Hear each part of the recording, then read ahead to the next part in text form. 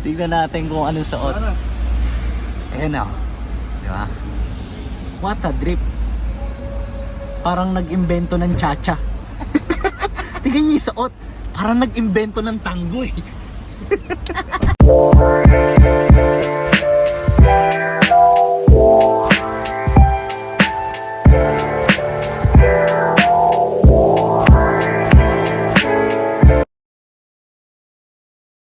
Yo, lakad kami ngayon na pinakamalapit na creative director sa buong Pinas.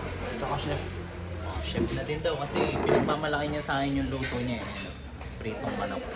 Pero di ko pa natitikman kasi syempre ito yung uunahin ko. Pakita ko sa'yo. Syempre doon tayo una sa mga gulay, di ba? Tapos itong pupuntahan kasi namin ngayon para to sa Common Creative Department. Kaso wala si Josh eh.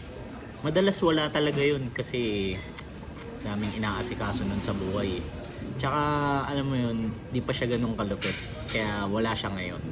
Di pa siya namin kalibel ni Johan. Ayan. Kaya Josh, kapag napanood mo to, pwede kang mag-comment dito ah. Okay? Abangan nyo yung pupuntahan namin ngayon. Exclusive event lang naman. Ilan ba? Ilan ba yung pupunta? Ilan ba? Tignan mo. 40 lang daw eh. Oh, 40 lang. Tapos tatlo dun. Kasama pa kami dun sa tatlo. CCD. O, diba? Abangan nyo yung magiging lakad namin ngayon. Tara, samahan nyo kami. Sama namin si Madam Dani. Street by Dani. Stream nyo yun Follow nyo yun lahat ng socials. Oh, IG, FB, pati YouTube channel. Oo, pati TikTok. Street by Dani. Sila yung sila yung may-ari ng Ortigas. Tsaka ng BJC. Or baka yun sa baba talaga. Baka nga. Mukha siyang lobby eh. Baba na tayo. Nahanap namin ngayon yung elevator. Ganito talaga kapag ka mga bida eh. Alam mo yun, binibigyan palagi ng obstacles. Diba? Bibigyan mo ako, sabi bibigyan mo ako. May password yata yan eh. May passcode eh, no? Bakit na pala kanina yung babae sabi natin, wait lang. Dito pa kami sa tapat sa labas. Ayun na may tao na. Hindi namin alam yung passcode, pero ito may tao na. Nice one.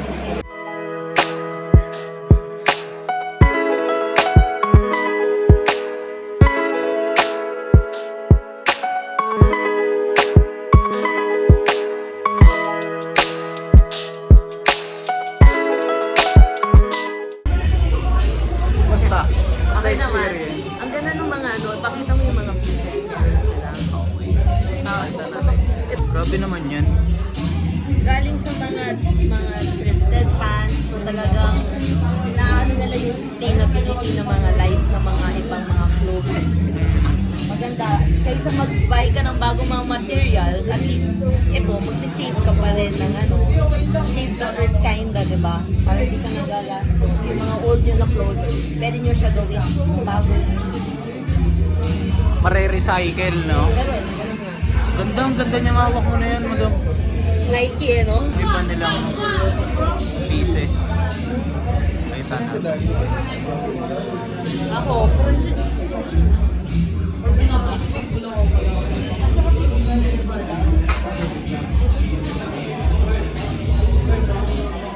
Yo! Yung mga kasama ko busy na, may mga kanya-kanya na silang kausap. Tapos ako nandito lang ako sa sulok. Gusto ko lang umupo, gusto ko lang mag-chill. Gusto ko lang enjoyin yung vibe ng music. Ayun.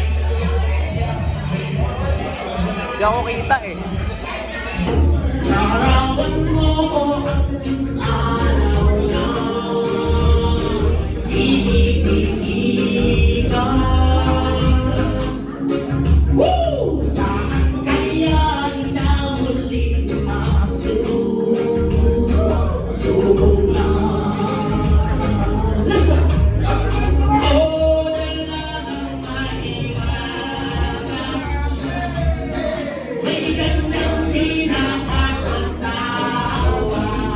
tapos na yung event dito, then pagpapaalam na rin kami sa mga organizer nito. Solid event to.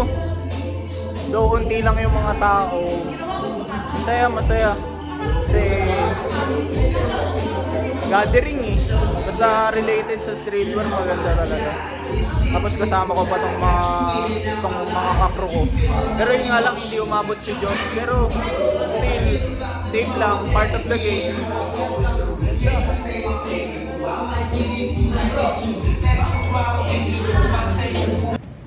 Pupunta na kami kay Josh. Sayang hindi siya umabot. Pero okay lang. Para sa akin solid yung event. Kasi Chill lang siya. oo, chill lang yung vibe niya eh, no? Tapos, ang gagandahan dun, kakaiba to para sa amin lahat kasi may mga ibang lahi, di ba? So, ibang experience para sa amin. Buong event nga, tahimik lang ako eh. Puro Englishan sila dun eh. Si Mike may nakausap eh. Bigla nag-back out eh. Bigla ako nag-back out. Bigla akong nilapitan eh. Buti, naligtas ako ni Johan eh. Pinakamalupit na photographer sa buong Pinas. Tignan natin kung anong suot. Ayan na. Di ba? What a drip. Parang nag-imbento ng cha-cha. Tignan niyo yung suot. Parang nag-imbento ng tango eh. Pre, ang angas naman ng suot mo, pre. Grabe naman yung suot mo, pre.